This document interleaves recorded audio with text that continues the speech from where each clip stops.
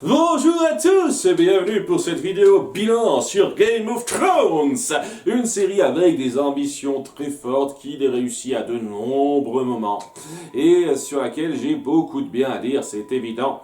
Je pense que si je devais situer cette série dans mes séries préférées, je la situerais juste devant Daria.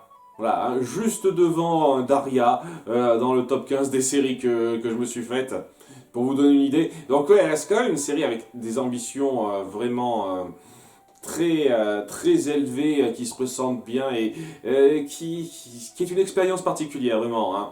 À de nombreux moments, il y a des passages qui vous marquent, des moments de personnages, et c'est une série qui n'a pas volé sa popularité. Petit passage en vue des qualités comme des défauts. Les qualités, ils sont assez énormes, même si la liste est relativement courte, mais ce sont vraiment des qualités énormes. Il y a un travail sur la qualité de production, le coût de production qui est faramineux et qui se voit.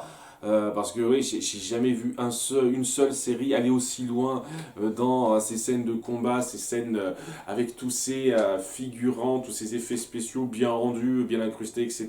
Cette action, pas vu ça.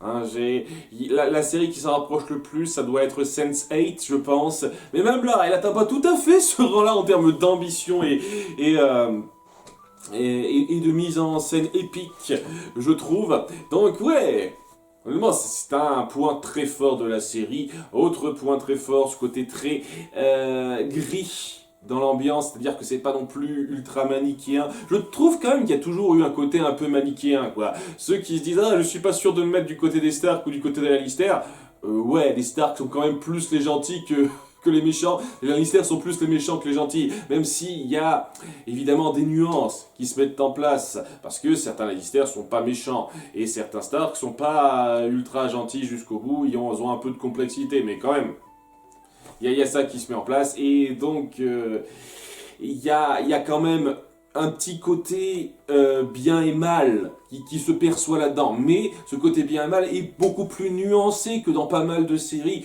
où c'est vraiment les gentils contre les méchants. Là, il y a plus de nuances. Il y a de l'évolution de personnages. Il y a des teintures de gris qui se voient bien. Sachant qu'il y a certains personnages qui sont quand même tout blancs et certains personnages qui sont tout noirs là-dedans. Hein.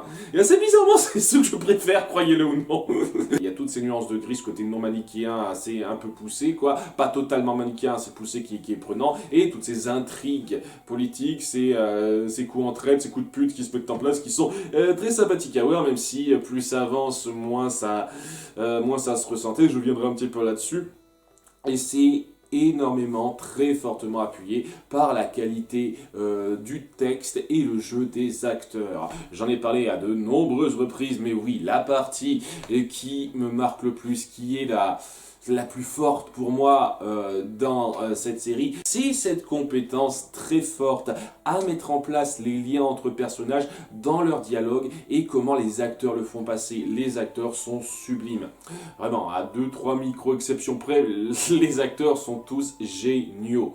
Hein, même les acteurs enfants, parce que oui, il y en a qui commencent, ils ont genre 12-13 ans et... et ils doivent grandir au fur et à mesure de la série, ils appuient pour la plupart très bien leurs personnages et il y a une qualité de jeu, d'interprétation qui est indéniable là-dedans. Et tout ça représente une très grande majorité de ce qui compose les épisodes de cette série, ce qui fait qu'elle est vraiment remarquable et mémorable. Néanmoins, il y a quelques petits trucs, quelques petits hicks qui viennent un petit peu tacher le tableau et on va en parler un petit peu là-dedans avec... certaines logiques, certaines choses un peu survolées. Déjà, j'ai un problème avec la temporalité dans cette série qui est un petit peu trop récurrent. Hein. Disons qu'il y a des problèmes de temporalité aussi dans Le Seigneur des Anneaux, puisqu'on sent un petit peu cette ambiance-là dans Game of Thrones, où des fois on se demande comment ça se fait que tel personnage et fait tout ça en si peu de temps, alors que, oui, d'autres personnages on en fait très peu, quoi, et on se dit qu'il s'est passé la même période de temps, c'est pas logique. Vous voyez ce genre de choses? Et ben là, on le ressent un peu trop, ce souci de temporalité, où certains personnages font certaines choses en un temps assez court, tandis que durant ce même laps de temps, dans la mise en scène, il y a un autre personnage qui fait des tonnes de trucs, et ça devrait pas se faire aussi vite. Voilà, et ça se ressent surtout dans les déplacements. Des fois, il y a quelqu'un qui met genre un épisode pour aller d'un point A à un point B via des moyens qui sont pas non plus super rapides, et à côté de ça il y a d'autres personnages qui mettent une saison entière pour aller d'un point A à un point B, quoi, du même point A au même point B à peu de choses près. Donc ce genre de détails qui gênent un petit peu, qui font limite se demander s'il n'y a pas des points de téléportation à Westeros, parfois, qui sont un peu gênants. Hein, il y en a un petit peu trop pour ne pas être noté. Un autre problème global que j'ai, c'est l'aspect un peu survolé du peuple qui suit bêtement tout ce qui se passe. Et au début, c'était très intéressant avec le peuple, quoi, sa réaction face au nouveau roi qui juge pas vraiment digne, hein, avec Geoffrey, tout ça. Mais au fur et à mesure, ils suivent bêtement la tendance, quoi. Ils sont là histoire de suivre un petit peu ce qui se passe. Et les rares fois où on s'intéresse à quelques gens du peuple précisément, ça fait un peu son effet. Mais lorsqu'on s'intéresse au peuple comme un tout, à la population, je me dis, ouais, quoi. Ils sont là histoire de dire qu'il y a un peuple qui existe, et ils suivent bêtement ce qui est tendance presque. Et c'est dommage. Je trouve qu'on aurait pu faire bien mieux. Hein, surtout qu'il y a des fois où je trouve qu'il y a un manque de reconnaissance flagrant, et ça se ressent assez tôt, hein, je pense, déjà du passage de la saison 2 à la saison 3, il y a une espèce d'oubli de la part du peuple qui est un peu ennuyeux, en ce qui me concerne, un petit peu ennuyeux. Voilà, ça c'est, je pense, les deux problèmes constants qu'on a quasiment depuis le début. Hein. Après, il y a un problème qui se ressent assez notablement plus vers la fin, dans les 4 dernières saisons. On sent que les 4 dernières saisons sont un petit peu moins fortes. Il y a une petite baisse de régime qui se ressent à partir de la saison 5, dans le sens où ça suivait de façon moins à la lettre, entre guillemets, le livre. Parce que voilà, le bouquin est pas terminé à l'heure qu'il est, et donc ils ont dû un petit peu faire avec. Et même s'ils ont eu quelques petites lignes directrices de l'auteur, eh ben, ils ont dû un petit peu improviser pour remplir les dernières saisons. Sachant que la saison 5, c'était un peu le début d'un problème récurrent que j'ai davantage ressenti, dans le fait que beaucoup de choses se passent trop vite. Voilà, dans les saisons 4, ça se ressent un peu moins. Mais alors, à partir de la saison 5, ça se ressent un peu trop, quoi. C'est pas mal de conflits, pas mal d'événements de développement qui sont un peu trop vite. Des fois de façon un peu ennuyeuse, des fois de façon un peu trop irritante. J'y reviendrai. Et c'est un problème assez important, en ce qui me concerne. Ces développements trop rapides, j'y reviendrai un petit peu par la suite. Mais j'aimerais parler quand même d'un petit détail qui me gêne vraiment dans le principe d'avoir improvisé en dépit du livre qui n'était plus là. C'est le principe de l'hiver qui pour moi ne signifie que dalle. Hein, le concept de l'hiver qui arrive, on n'arrêtait pas d'appuyer ça. Lorsqu'il est arrivé, ça signifiait que dalle. Je veux dire, la situation ne se ressentait pas particulièrement plus fortement, on ne sentait pas qu'il y avait un climat particulièrement hostile par rapport à d'habitude. À part bien entendu l'arrivée des marchands blancs, mais voilà, quoi, ils amènent la brume avec eux. Mais sinon, en dehors de ça, il n'y avait pas d'illustration très forte de l'hiver, de ce que ça signifiait. C'est un problème assez important, ce qui me concerne, hein. Je ne cache pas. Hein. Et ouais, c'est le truc qui a été teasé pendant 6 saisons, et lorsque c'est arrivé, ça voulait rien dire. Voilà, je pense que c'est l'une des plus grosses déceptions de cette histoire, en ce qui me concerne, et c'est dommage, c'est un petit peu dommage, je trouve. En tout cas, ouais, ça c'était un petit peu les grandes lignes de ce qui me plaît, ce qui me plaît pas. Ce qui me plaît pas, j'ai un petit peu insisté dessus, mais n'empêche, c'est c'est quand même largement, très largement rattrapé par tout ce qui va bien dans cette série. Je tiens à le signaler et à l'appuyer de façon claire. C'est très fort et très bon à de nombreuses reprises. Et ce qui est bon surclasse très largement ce qui n'est pas super bon. Hein, même si je m'en suis plaint, mais bon, qu'est-ce que vous voulez, hein, c'est mon truc, j'aime me plaindre des trucs qui vont pas. Et c'est aussi pour appuyer le fait que c'est pas tout à fait ma série préférée non plus, vous voyez, c'est aussi ça.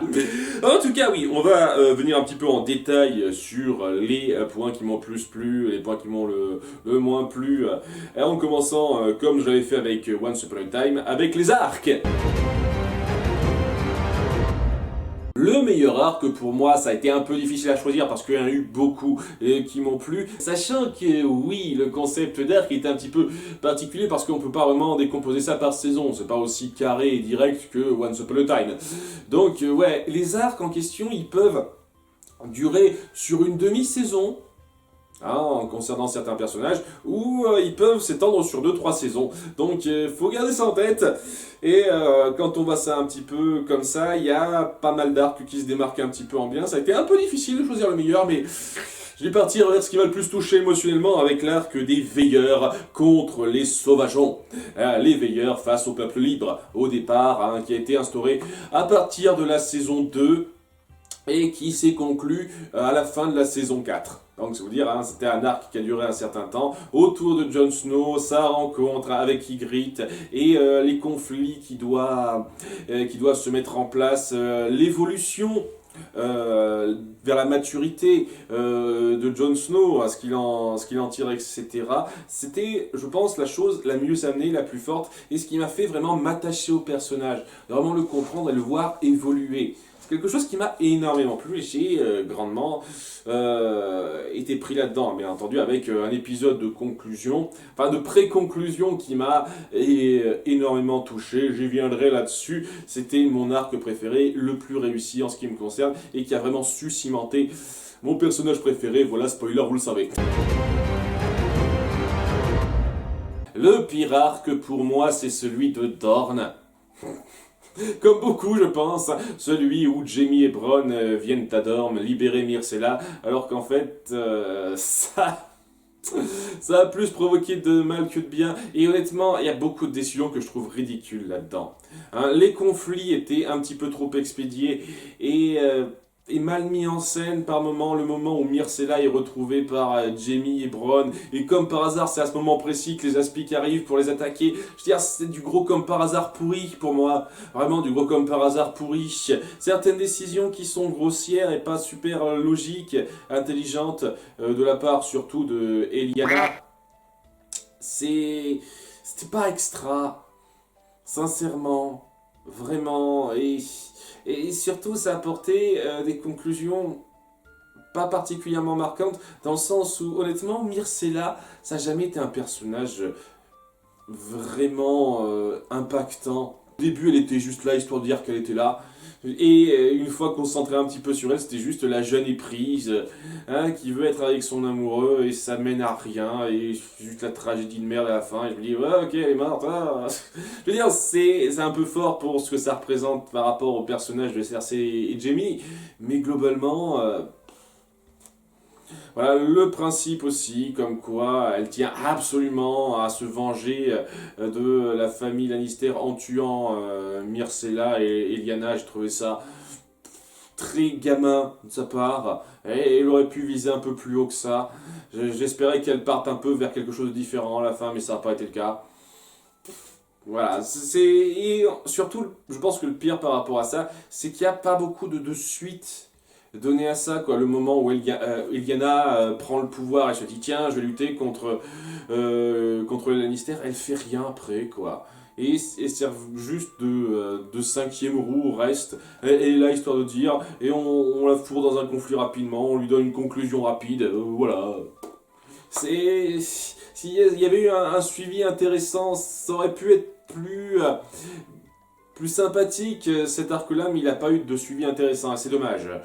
Limite, ça aurait pu rattraper un peu le coup, mais c'est même pas le cas. Donc, ouais, c'est l'arc le moins intéressant, le moins satisfaisant pour moi. On va passer au personnage, et comme je l'ai dit, étant donné qu'on est dans un cadre un peu moins manichéen que d'habitude, c'est plus difficile de définir une ligne entre les méchants, les gentils, les personnages secondaires, tout ça.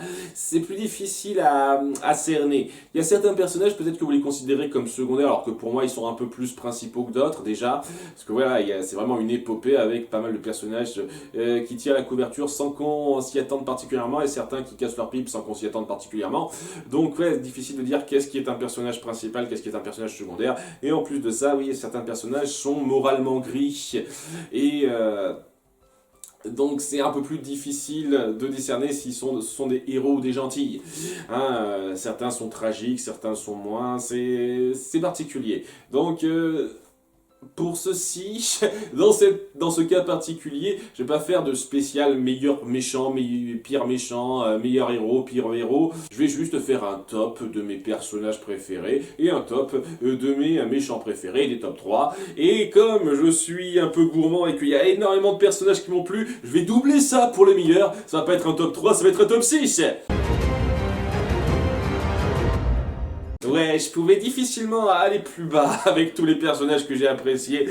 Donc ouais, on va parler de mes 6 personnages préférés. À commencer par, en numéro 6, Ramsay Bolton. Ouais. Au début, il me laissait un peu perplexe, mais je trouve que plus ça allait, plus ça avançait, plus on mettait en avant son côté enfoiré sans scrupules, plus il devenait relativement fascinant et fun à observer, en dépit du fait que c'était un enfoiré qu'on adorait détester, quoi. C'est quelqu'un qu'on adore détester. Hein, il y a d'autres personnages comme ça, Geoffrey c'était le cas aussi, et je trouve qu'il était un peu plus réussi dans le sens où il était plus proactif que Geoffrey, Ramsay, et j'ai été légèrement plus satisfait par sa fin. Hein, sa fin où on se disait, bien fait pour sa gueule, c'était jouissif ça, je vous cache pas. C'est un personnage d'enfoiré, avide de pouvoir, bien mis en place, psychopathe aussi, quoi. J'ai trouvé qu'il a été bien développé au fur et à mesure, même s'il y a des fois où c'était un peu grossier quand même. J'en ai parlé à quelques reprises, mais globalement, il était très réussi dans son genre. Et je pense que c'est l'enfoiré le plus réussi de la série, en ce qui me concerne. En numéro 5, parlons d'Arya Stark. Un personnage qu'honnêtement, j'aurais pu placer plus haut. Mais je trouve que, comment vous dire ça, la série s'est rendue compte de la popularité du personnage et a voulu en faire trop autour d'elle. Ce qui fait que plus ça allait, plus on l'a forcé au centre d'intrigues qui n'avaient pas d'intérêt. Ne serait-ce qu'à Bravos, quoi. On aurait pu largement, facilement résumer pas mal des choses qu'elle vit sans que ça ne change quoi que ce soit. Vraiment, tout ce qu'elle a vécu dans la saison 5, honnêtement, on aurait pu virer la quasi-totalité de ça et passer juste à la conclusion d'après son entraînement dans la saison 6. Et ça aurait été, à mon sens, plus satisfaisant, hein, plus impactant. Mais non, il a fallu insister sur certains points et vous savez quoi, ça a moins marché pour moi. Ne serait-ce qu'à la fin, quoi, dans le conflit de fin, les 2 derniers épisodes, oui, elle aurait pu ne pas être là, que l'histoire aurait été exactement la même, mais il fallait la mettre là. Alors on a aussi un peu forcé un conflit entre elle et Sansa, et j'ai trouvé ça un peu gavant, j'en parlerai aussi de ça, mais voilà, je trouve qu'on l'a trop surexploité et c'est ça qui fait qu'elle a un peu perdu sa superbe pour moi. Voilà pourquoi elle n'est que 5e. Néanmoins, j'adore son arc, surtout au début, lorsqu'elle doit apprendre à se défendre elle-même, lorsqu'elle veut essayer d'être à part de ces femmes. De ces femmes typiques et veut être une guerrière, etc. Et elle l'apprend à la dure via des tonnes de tragédies qui lui tombent sur la gueule, elle qui s'attache à des personnages et qui finissent par crever. Et ça revient de plus en plus ça. C'est très bon quoi. Ces attaches qu'elle se fait et qu'elle perd au fur et à mesure, cette espèce de volonté qu'elle prend de plus en plus et son désir de vouloir vraiment se venger, devenir de plus en plus forte. Il y a quelque chose de vraiment prenant là-dedans quoi. Et c'est la femme forte la plus réussie, même si Sansa est pas loin. Voilà, Sansa doit être mon numéro 7 ou 8 si vous voulez vraiment savoir où elle est, mais voilà, Sansa n'est pas loin, mais Arya a réussi à être un tout petit peu plus satisfaisante et prenante qu'elle. Même si on a un peu trop abusé du personnage. C'est un petit peu dommage, malheureusement. Ensuite, en numéro 4, nous avons Brienne. Ah, j'adore cette femme. Au début, dès le début, elle m'a tapé dans l'œil, dans le sens où c'était une femme non conventionnelle qui voulait être une guerrière et pas donc une simple femme, elle aussi, un peu comme Arya, quoi. Elle veut pas être une dame, elle veut être un chevalier et elle fait vraiment de son mieux pour obéir à ses règles, à son sens moral, son code éthique, pour vouloir suivre quelqu'un qui représente beaucoup pour elle. Et oui, il y avait ça avec Renly, il y avait ça avec Kathleen Stark, et le fait qu'elle poursuivait ça, son lien avec Jaime, oui, c'est la meilleure chose qui soit arrivée à Jaime. Hein. Jaime aussi, elle n'est pas tout à fait dans ma liste, mais j'aime quand même beaucoup l'arc qu'il a subi grâce à elle. Voilà, il y avait quelque chose de très fort dans sa volonté, dans son éthique, dans son besoin chevaleresque de faire les choses. Quelqu'un qui essaye vraiment d'apporter une valeur morale dans un monde où c'est difficile d'en trouver. C'est quelqu'un que j'ai beaucoup apprécié et je suis content qu'elle ait tenu jusqu'au bout celle-là. J'avais peur pour le personnage, mais là je suis content qu'elle ait tenu jusqu'au bout et qu'elle ait pu avoir vraiment une signification forte dans pas mal de résolutions. J'aime beaucoup Brienne, c'est un personnage, le meilleur personnage féminin de la série pour moi. Ensuite, en numéro 3, nous avons Theon Greyjoy. Honnêtement, c'est le personnage qui m'a le plus surpris dans son arc parce qu'au début, il me marquait pas plus que ça. Vraiment, dans la saison 1, il était là, il existait, montrait un petit peu un conflit par rapport au fait que c'était un Greyjoy, qu'il a été un peu enlevé par les Stark pour être avec eux. Et je vous cache pas qu'au début, ça me parlait pas plus que ça. Lorsqu'il a décidé de les trahir et de devenir un petit peu un enfoiré avec les circonstances qui dérapaient pour lui, je vous cache pas que je commençais même à le détester un petit peu et voilà, il devenait un peu irritant. Mais on a su rebondir là-dessus et je trouve que contrairement à certains autres personnages dont je vais parler un petit peu, le fait de l'avoir fait survivre aussi longtemps a vraiment joué en sa faveur parce qu'il a vraiment eu un arc de rédemption qui, malgré quelques petits moments un peu rapides, j'en parlerai aussi un petit moment de ça, a vraiment su être touchant et efficace, quoi. Au fur et à mesure de sa descente aux enfers avec Ramsay et sa remontée vers la rédemption après ça, j'ai trouvé ça très bon. Et cette espèce de conclusion de son identité comme quoi en fait c'est un Greyjoy et un Stark.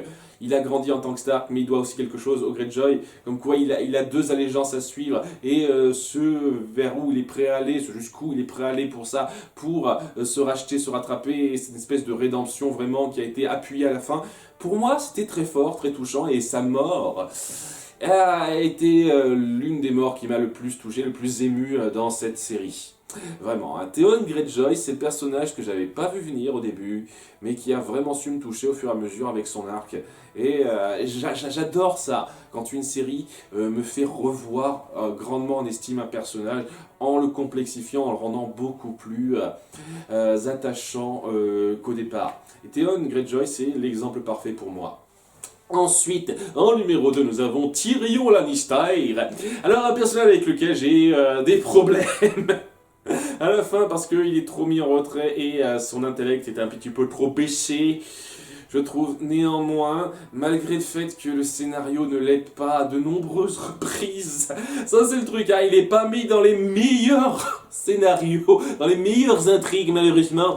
Je trouvais que l'acteur était génial, Peter Dinklage était génial pour amener ça et surtout son ressenti, son besoin de bien faire. On sent que c'est quelqu'un qui aspire à quelque chose de simple.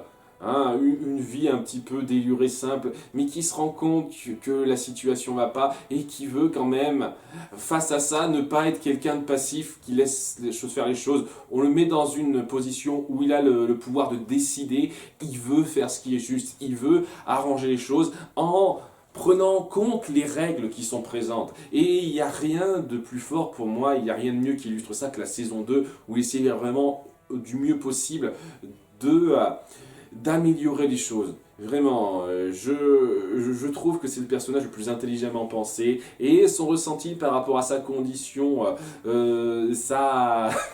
son mépris, le mépris qu'il reçoit de sa famille, le mépris qu'il leur renvoie, même s'il ne voulait pas leur renvoyer. Il y a pas mal de moments forts là-dedans, de moments vraiment touchants, dans le sens où il essaye de rester dans ce système tout en méprisant ce système, de respecter un peu ces règles-là. Moi, je trouve que c'est très bon et très fort. Il a pas mal de moments assez drôles parce qu'il il se défend avec le cynisme.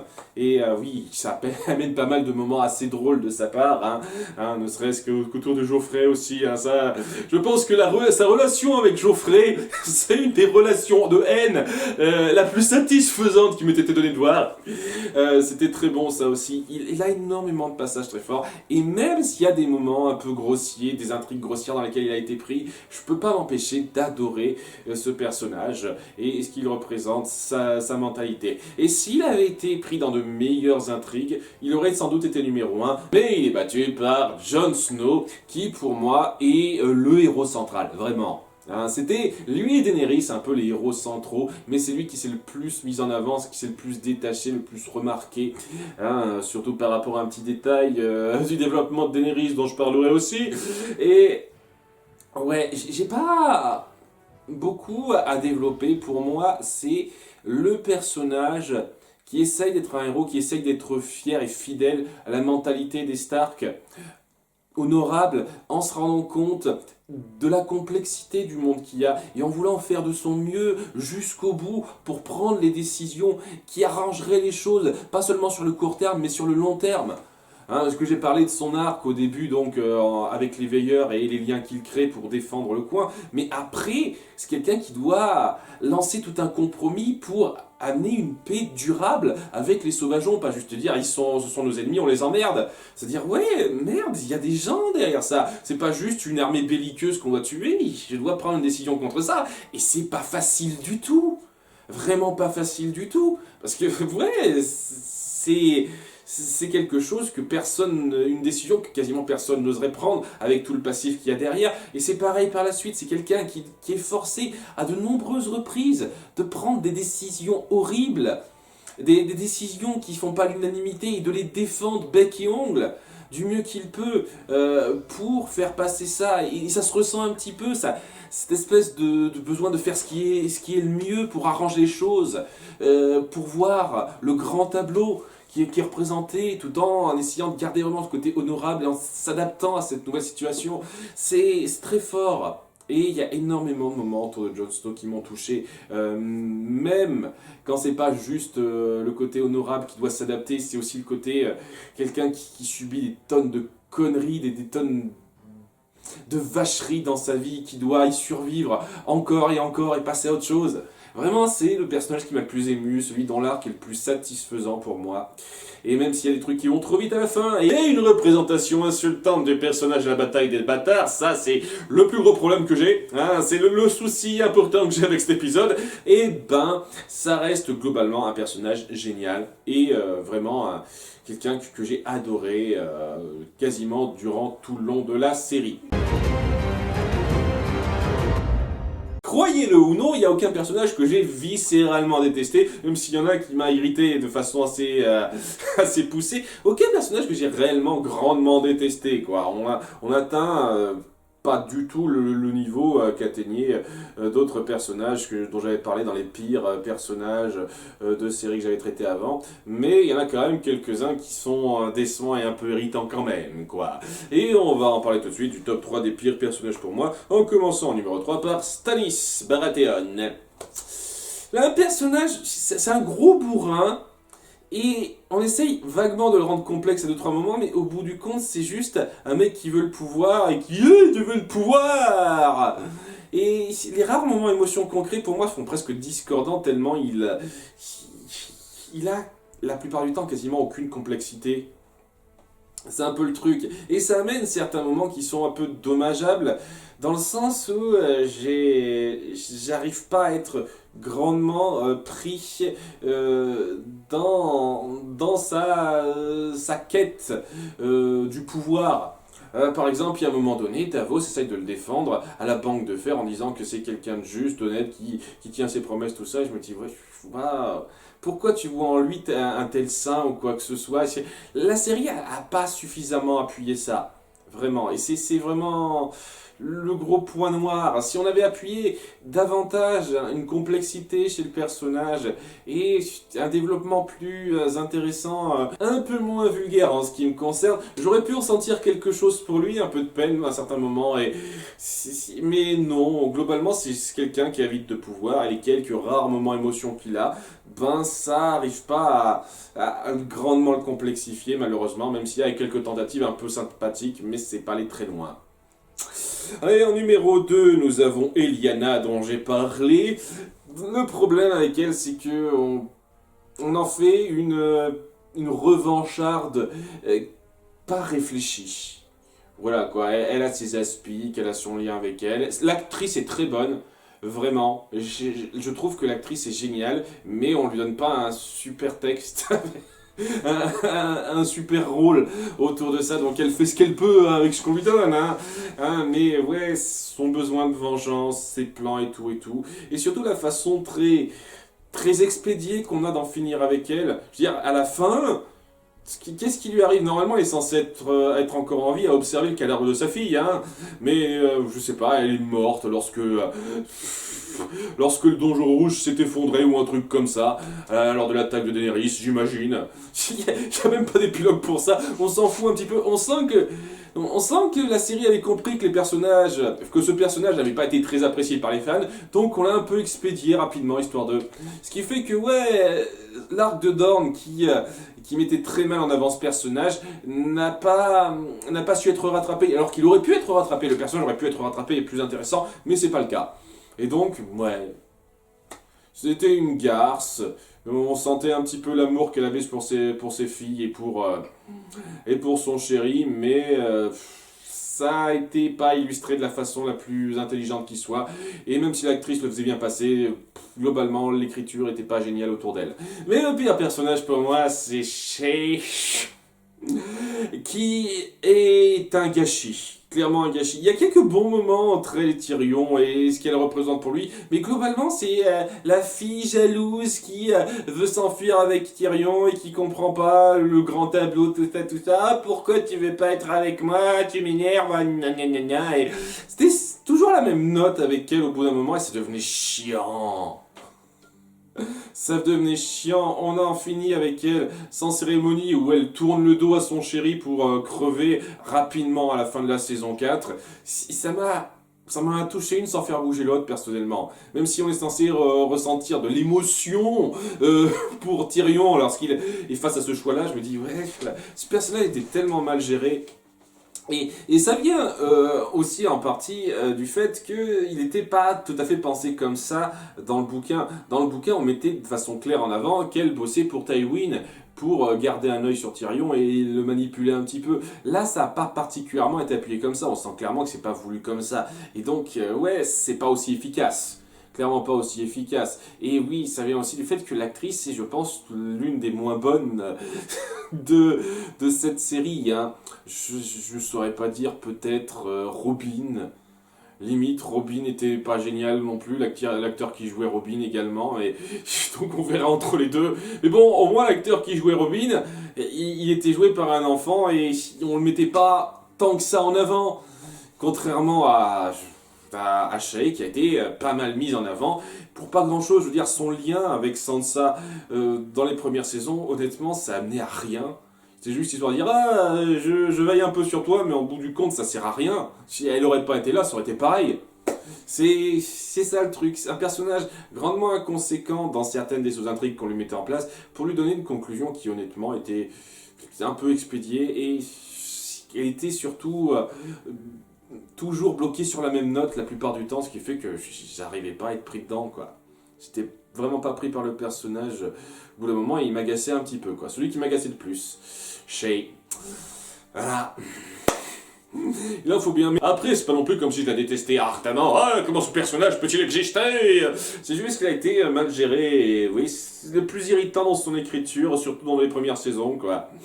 C'est le plus préjudiciable autour de Tyrion pour moi. Ça romance avec Shay qui a été mal illustré, surtout à cause du personnage qui a été pas super bien écrit et pas super bien joué. Enfin bon, c'était joué à peu près correctement, mais ça a souffré grandement la comparaison par rapport aux autres acteurs. Hein. Je le pense sincèrement. On voit que l'actrice était une actrice porno au départ, hein, d'après ce qu'on m'a dit en commentaire. Hein. Ça sauve ça un petit peu. Comme d'hab, on termine par les épisodes, et je vais me lancer tout de suite dans mes épisodes préférés, avec pour commencer en numéro 3 l'épisode 9 de la saison 2, la Nera, la grande attaque de Stannis contre Port-Réal et la défense qui a lieu. C'était le premier épisode où je me suis rendu compte que c'était une série avec vraiment des ambitions fortes jusqu'au bout, et un budget, une qualité de production vraiment poussée et appuyée.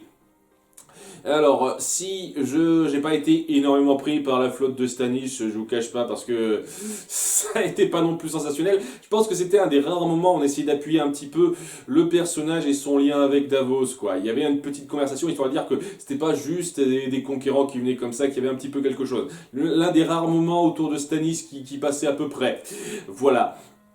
Même si, ouais, comme je l'ai dit, je trouve qu'on l'a étendu pour pas grand chose au bout du compte Stannis dans cette série. En tout cas, ouais, ce conflit était très fort, il y avait vraiment une préparation de la part de Tyrion qui mettait bien en avant son intellect, et surtout c'était vraiment le moment où il brillait le plus, quoi. Le moment où il se faisait entendre par le peuple, il inspirait le peuple, où il se disait tiens, je veux protéger ce peuple, je veux combattre avec eux, je sais faire un discours qui les inspire. C'était un moment très fort qu'il mettait en avant.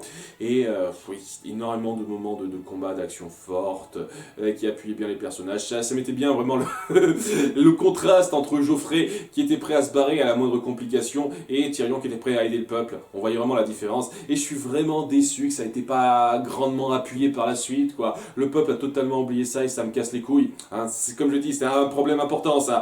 Mais sur le coup, cet épisode était très fort et c'est vraiment une affirmation du personnage de Tyrion qui m'a vraiment grandement marqué, avec énormément d'idées de mise en scène, de stratégie qui étaient assez fortes et du combat assez palpitant. Pas le plus palpitant qu'il soit, il y a d'autres épisodes qui ont fait ça un petit peu mieux, mais quand même la première fois qu'il y avait du combat palpitant et qui vous prenait aux tripes. Et ça m'a vraiment soufflé, hein, pour un premier grand combat dantesque, ils l'ont très bien réussi. En numéro 2, nous avons l'épisode 8 de la saison 3, les Puinés. Et oui, un épisode centré sur 2-3 petits trucs. Les deux choses qui m'ont vraiment grandement marqué en bien dans cet épisode, c'était d'une part le lien entre Daenerys et les Puinés, c'est-à-dire Daario qui est prêt à tout pour sa mettre de son côté, et elle qui montre une certaine fierté pour les inspirer, pour tenir tête au gros macho qui les représente, et surtout pour inspirer celui qui n'est pas un gros macho. C'était un bon moment, quoi. Le moment de leur rencontre où il se faufile, où elle se dit merde, ça me dérange pas qu'il me voit nu, je sais être fier malgré ça. C'était un très bon moment, et voilà, ça montre que le pouvoir d'influence qu'avait Daenerys à ce moment-là, et qui était, pour ma part, tout à fait crédible. Mais bon, ce qui m'a le plus marqué, ce qui m'a le plus vraiment soufflé dans cet épisode, c'était tout le passage du mariage de Sansa et Tyrion, où on sentait totalement le gâchis de la chose. Le manque de joie, le fait que c'était vraiment un mariage arrangé qui n'arrangeait que les affaires de la famille Lannister en sens propre, mais tout le monde, ça faisait chier tout le monde. Il y avait quelque chose d'assez fort là-dedans, de voir que seul Geoffrey prenait plaisir à voir ça, à voir ces deux personnes qu'il déteste souffrir, être misérables de ça. Il y avait énormément de moments d'interaction forte, et cette espèce de ressentiment va vraiment crescendo de la part de Tyrion qui se saoule, qui finit par s'insurger contre ce roi qu'il déteste au plus haut point, et il se rétractait un peu pour essayer d'arranger les choses. C'était un moment fort de gâchis, etc. Et c'était vraiment un début de relation entre Sansa et Tyrion très fort, où Tyrion n'oserait jamais consommer son mariage et respecte cette femme, en se rendant bien compte que oui, même si on doit être marié contre notre gré, on peut s'entendre. Là, ça a commencé un début de relation sympathique, très joli entre ces deux-là, où ils étaient un peu forcés d'être mariés, et je suis un peu déçu que ça n'ait pas été plus développé, qu'on l'ait pas un peu plus étiré, cette relation-là. Ça aurait été plus marquant, je trouve, hein, plus satisfaisant. N'empêche que c'était le moment le plus fort pour moi de la tension entre Tyrion et Geoffrey, bien appuyé par ce gâchis mis en place. Et il y avait énormément de moments forts, que ce soit Cersei que ça fait chier, quoi, qui veut vraiment rien avoir à faire avec son futur mari, etc. Énormément de choses comme ça, qui étaient, je pense, très efficaces, qui ont su cimenter ce mariage comme étant l'un des passages, l'une des séquences les plus fortes de la série pour moi. Et le moment avec Sam et ce marcheur blanc, ça déchirait sa mère, vraiment. Voilà, c'est ça, quoi. C'est trois moments, trois scènes particulières qui passaient nickel pour moi. La scène autour des punais de Daenerys, la scène autour du mariage de Tyrion et Sansa qui était vraiment forte et touchante et prenante dans le gâchis que ça représentait pour nos personnages, et Geoffrey qui jubile de ça. C'était parfait pour illustrer nos personnages. Et ce moment de fin avec Sam Vert et ce marcheur blanc, c'était waouh. Il y avait, je pense, quelque chose de super efficace là-dedans qui me touchait vraiment. Il y avait aussi un petit passage autour de Mélisandre et Gendry, c'était correct. Voilà, quoi. Mais c'est surtout ces trois moments-là que je retiens et qui font que cet épisode est génial pour moi. Ensuite, en numéro 1, mon préféré, ça a été l'épisode 9 de la saison 4, Les Veilleurs au rempart. Une parfaite avant-conclusion à l'arc des Veilleurs contre les Sauvageons, le peuple libre, qui pour moi était fort en émotion. C'est le combat le plus satisfaisant dans la mise en scène que j'ai pu voir, avec énormément de trouvailles, d'inventions fortes et palpitantes, et surtout à des moments de personnages dantesques.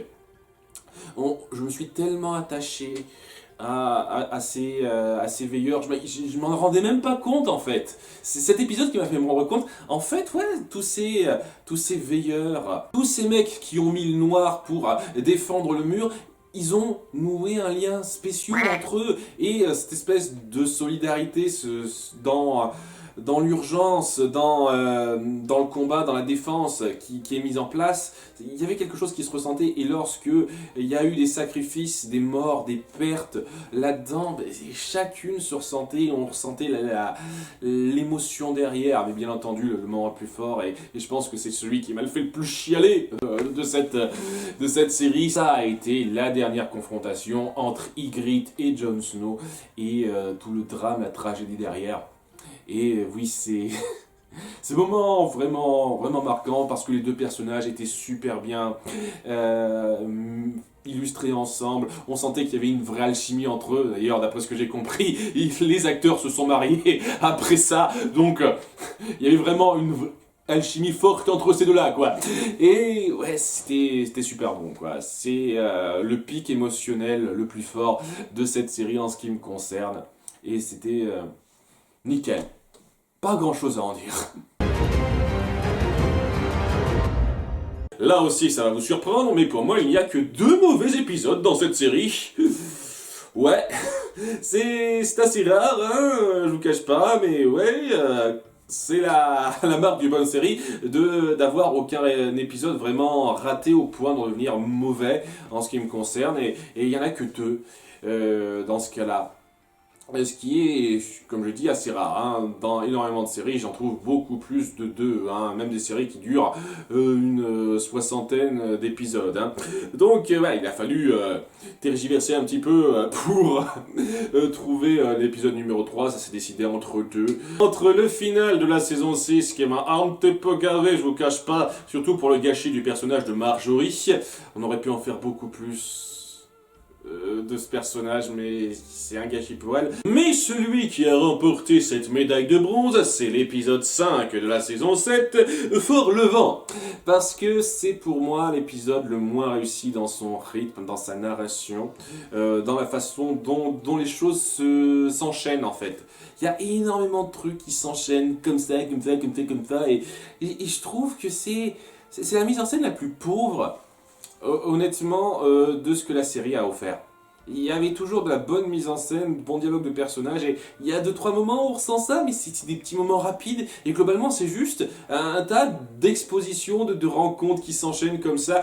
J'ai l'impression qu'il se passe un mois et demi au sein de l'épisode, du début à la fin, quoi, avec tous ces allers-retours qui se font d'un endroit à un autre. Au bout d'un moment, je me dis, ouais, quoi, vous voulez juste amener votre scénario à un tel moment, et il fallait enchaîner tel ou tel truc, quoi. C'est un des épisodes où on ressent vraiment le côté à expédier, rusher de la fin.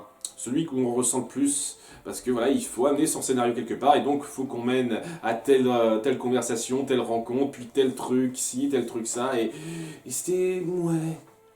Je veux dire, c'était sympa de revoir le personnage de Gendry, et sa légère dynamique avec John était cool, mais en dehors de ça, j'ai pas grand chose de sensationnel à dire là-dessus, quoi. C'est passé correctement globalement, mais c'est l'un des plus pauvres. C'est le plus pauvre, je trouve, en termes de mise en scène de cette série, cet épisode. Pour ça qu'il mérite cette 3e place en ce qui me concerne. Ensuite, en numéro 2, nous avons l'épisode final de la saison 5, La miséricorde de la mer. Voilà, si les numéro 2 et pas numéro 1, ça vient de la scène autour de Cersei. Et j'ai oublié son nom à ce con-là, quoi, le nouveau prêtre, archimestre, tout ça, je sais plus quoi le titre, en tout cas, merde. Cette scène était vraiment pas mal dans la mise en scène et assez forte, je reconnais, quoi, de montrer cette espèce de cruauté envers un personnage, même si ce personnage, il est pas très sympathique. En soi, c'était une mise en scène très forte. En dehors de ça, j'ai été énormément déçu par énormément de conclusions, de finales en queue de poisson pour énormément de choses. Énormément de choses. Le final autour d'Arya, son enseignement à la fin, j'ai trouvé que c'était beaucoup de drame pour pas grand chose, surtout quand c'est repris après, honnêtement. C'est... La fin de Stannis, c'est pour moi la chose la plus agaçante. Parce que, oui, on met en place cette espèce de besoin de pouvoir, etc., tous ces sacrifices qu'il a à faire, et au bout du compte, ça mène à rien, c'est la merde. Ouais, je vais quand même jusqu'au bout, mais bon, le combat final, on se fait la mine comme des merdes, c'est pas montré. Il se retrouve dans une position, je sais pas comment ça a pu se passer comme ça, quoi. Il est à la tête de ses armées, et tout d'un coup, il se retrouve seul dans une... à l'orée d'un bois, face à quelques soldats qui s'en prennent à lui comme ça. Comment ça a pu se mettre en place comme ça, quoi? Comment il a pu se retrouver à la tête de son armée face à des tonnes de soldats qui lui foncent dessus, à seul à se battre contre quelques hommes dispersés comme ça? Je sais pas. Je trouve ça un peu con-con, quoi. C'est tout ça pour amener une espèce de conclusion avec son arc et Brienne, là, qui devait se venger un peu de lui pour ce qu'il a fait à Renly. Ok. Ça a été amené super vulgairement et grossièrement, c'était pas bon pour moi. Et il y a d'autres trucs comme ça qui étaient un peu trop expédiés. C'est, je pense, l'épisode où j'ai commencé à ressentir le côté expédié, forcé de la chose, quoi, à partir de ces dernières saisons. Et c'est, je pense, celui où c'est le plus grossier. Avec Théon, par exemple, j'apprécie le fait que Théon commence enfin à se ressaisir et ne suive plus Ramsay, mais qu'est-ce que cette scène avait de plus, qu'est-ce que cette situation avait de plus que d'autres situations d'avant pour le faire se décider à se ranger du côté de Sansa? Je vois pas. Il fallait juste qu'il passe par cette étape. On n'avait rien pour amener ça de façon fluide ou satisfaisante, il fallait que ça passe par là. Après, c'était cool, hein, son développement, hein, j'ai adoré, mais voilà quoi, cette espèce d'étape, elle a été mise en place trop vite. Voilà, c'était pas satisfaisant. Et donc le pire, pour moi, le plus énervant, c'était la mort de Jon Snow, qui sera défaite plus tard, donc ça n'amenait à rien. Et oui, le fait que c'est censé le défaire de son devoir de veilleur, honnêtement, je trouve ça un peu grossier, quoi. Avec les circonstances qui étaient mises en place, je trouve qu'il aurait pu s'en sortir sans passer par la case mort. Mais bon, il fallait montrer que les adeptes du Maître de la Lumière peuvent ressusciter les gens. Ce qui, honnêtement, je vous cache pas, aurait pu être évité, quoi. Le fait que Gendry soit mort à plusieurs reprises et s'il était ressuscité pour obéir à un but, honnêtement, ça servait à quoi qu'il meure et soit ressuscité? Il aurait pu juste se battre et pas mourir. Juste être grandement blessé et soigné, quoi, ce genre de truc, quoi, non. C'est pour appuyer ça, je trouve que c'est pas sans sas, quoi. Et ouais, c'était du drame trop rapide. Et je trouve en termes de timing pas très réussi parce que si c'était pour mettre en place cette espèce de vengeance de la part d'Oli et les autres, ben. Moi. C'était pas le meilleur moment quoi. Maintenant que tout est dit, tout est fait quoi. La seule chose que vous allez faire c'est vous attirer la merde quoi. Mais bon. Ça appuie aussi après dans l'épisode suivant le fait que les membres de la garde étaient un peu des girouettes. Il y a 4 types qui viennent dire ok maintenant vous me suivez, j'ai fait mon devoir, ils sont ok avec ça, mais quand ils sont détrônés, ils suivent Jon Snow, ça les dérange pas. Ouais, vous savez quoi, moi ça apportait rien pour moi. C'était du drame pour pas grand chose et c'est allé trop vite en ce qui me concerne. Hein, je sais que beaucoup de gens vont dire mais c'est parce que tu es réaliste, ça va trop vite. Ouais, un personnage comme ça, mettre en place sa mort trop vite, ça a pas grandement effet. En ce qui me concerne, hein, c'est pareil avec d'autres morts dont j'ai déjà parlé. Hein, quand vous mettez en place leur mort sans cérémonie presque, super rapidement, ouais, l'impact du moment n'est pas super fort. Surtout de la part de Jon Snow où ça va être défait de toute façon. Donc voilà, il y a énormément de choix, de conclusions qui vont trop vite. La conclusion de Stannis est super frustrante puisque on a mis tout en place quelque chose qui n'a mené à rien. On s'est centré toute une saison sur lui qui se prépare à ce combat pour qu'en fin de compte ce soit un gros gâchis. Alors peut-être que c'est voulu, peut-être que c'est pour nous frustrer, ben vous savez quoi, ça me frustre et je trouve pas ça intéressant. Voilà, c'est bien. Voilà, c'est un épisode très frustrant. Sans doute, ça aurait été le plus frustrant s'il n'y avait pas l'épisode numéro 1. Assez évident. En tout cas, en ce qui me concerne, hein, je comprends très bien que les gens détestent cet épisode et je vais les suivre à ce niveau-là avec l'épisode 5 de la saison 8, c'est-à-dire l'avant-dernier épisode. J'ai oublié le nom, c'est les cloches. Tout se résume en quelques mots, saut d'étape. Un immense saut d'étape qui n'est pas acceptable. Je le dis, hein, c'est pas acceptable. La décision de Daenerys est beaucoup trop brusque et c'est dommage parce que ça gâche totalement une évolution du personnage qui est très intéressante en soi, elle qui sombre vers la folie. Vraiment, je suis pour ça, totalement. Hein. Ça fait de la tragédie très intéressante. Mais non, il fallait développer ça plus, quoi. Je veux bien comprendre qu'elle se sente un petit peu au bout du rouleau, tout ça, mais ce genre de décision comme ça, sans rien pour l'amener, en ce qui me concerne, hein, alors j'ai vu un truc comme quoi elle a rendu ça personnel lorsqu'elle a vu l'endroit où c'est les Chiaraigny avant, qui était occupé par d'autres, et s'est dit ah maintenant c'est personnel, je tue tout le monde, ce qui est con en ce qui me concerne, hein. Mais bon, pour moi il n'y a rien qui justifiait cette espèce de moment où elle perd totalement les pédales et elle bute tout le monde. Et c'est la pire décision qui a été prise dans cette série. Qui appuie plus le côté expédié de l'écriture dans ces dernières saisons. Parce que voilà, ça aurait été très fort si la mise en scène avait été différente peut-être, mais surtout si on avait mis en place davantage les étapes pour amener à ce moment où elle craque et bute tout le monde. Ça n'a pas été le cas. Et donc c'est ultra, ultra, ultra frustrant. Parce qu'elle passe à la case zinzin qu'il faut arrêter trop vite. S'il y a eu d'autres épisodes avant pour mettre en place cette descente aux enfers mentale de sa part, ça aurait été fort. Là, c'est pas fort, c'est juste frustrant et pas mérité du tout. Donc ouais, ça crée du drame, pas trop mal à certains moments. Il y a Arya qui est là, histoire de dire qu'elle doit être là. À nouveau, ça fait partie des trucs qui me gênent un petit peu, quoi. Il faut qu'elle assiste à ça, parce qu'on a besoin d'une héroïne qui assiste à ça maintenant. Alors que voilà, le massacre, il n'y a pas besoin qu'elle soit là. Ça amenait à rien du tout. Sa présence à la fin, Arya aussi, et quelques petits moments un peu grossiers. Varys qui est un peu expédié au début d'épisode aussi.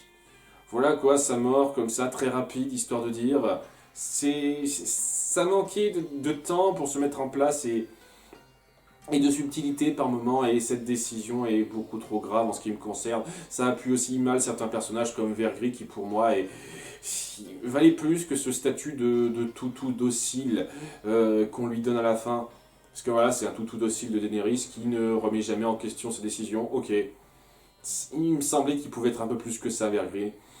Voilà, énormément de choses qui sont déplaisantes, pas satisfaisantes du tout, décevantes dans cet épisode, et qui amènera à la fin, quoi. Et ce qui est amené à la fin, je trouve pas que ce soit mauvais, c'est plutôt satisfaisant, mais c'est quand même grandement entaché par la façon trop rapide dont a été amenée cette situation où Daenerys devient totalement tarée. Après, je peux aussi parler de certains trucs qui ont été trop rapides, comme cette façon beaucoup trop facile de se défaire de l'armée de Euron, de l'armée que Cersei avait engagée, et des balistes ou des scorpions.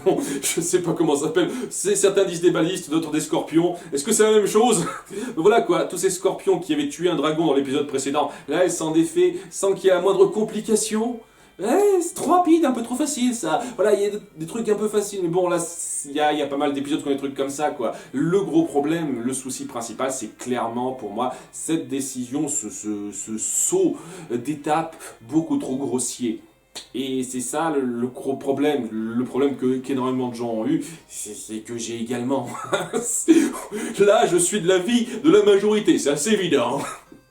En tout cas, en dépit de ça, ça reste une série très bonne, dans mes préférés de tous les temps. Et même s'il y a des trucs qui vont trop vite dans les dernières saisons, qui peuvent gêner un petit peu, j'apprécie ce vers quoi ça va, certaines conclusions que ça prend. Il y a toujours des moments forts, même dans les dernières saisons, qui me plaisent. J'ai apprécié énormément de choses dans cette série. Je suis vraiment content de l'avoir découverte avec vous. J'espère que mes réactions vous auront plu. N'hésitez pas à faire partager vos épisodes préférés, vos moments de personnages préférés, etc. Moi, ça m'a fait plaisir de partager ça avec vous. Et je vous dis rendez-vous à très bientôt pour les futurs réacs. Merci d'avoir suivi. Au revoir.